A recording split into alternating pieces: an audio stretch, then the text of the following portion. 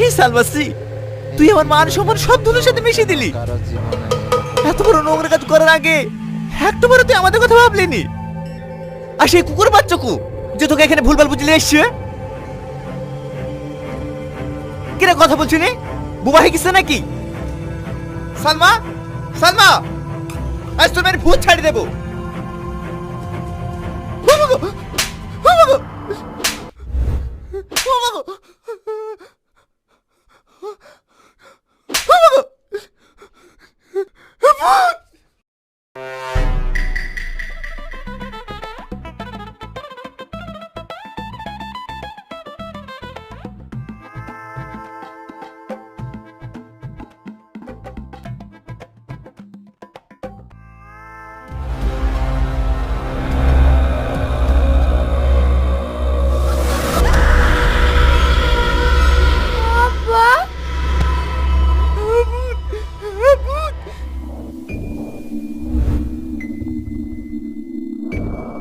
Officer, গুলি করো।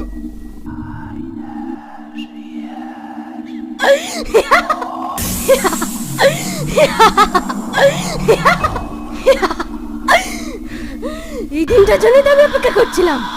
আজ তোকে হাতে পেয়েছি, আমি আজ প্রতিশোধ নেবই। কিসের প্রতিশোধ?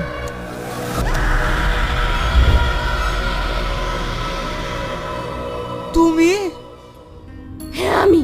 চিনতে পেরেছিস? শাহিন, কে এটা? কি হলো বলো, কে এটা? কি রে, মুখ বন্ধ হয়ে গেল যে? বল। আমি কিছু জানিনি, আমাকে ছেড়ে দাও। কিছু জানিস নি? বল সব সত্যি কথা। বলছি সালমার আগে আমি ওর সাথেও প্রেম করতাম। সালমার মতো ওকে নিয়েও এই বাড়িতে পালিয়ে এসেছিলাম। তারপর শাহিন, হ্যাঁ বলো।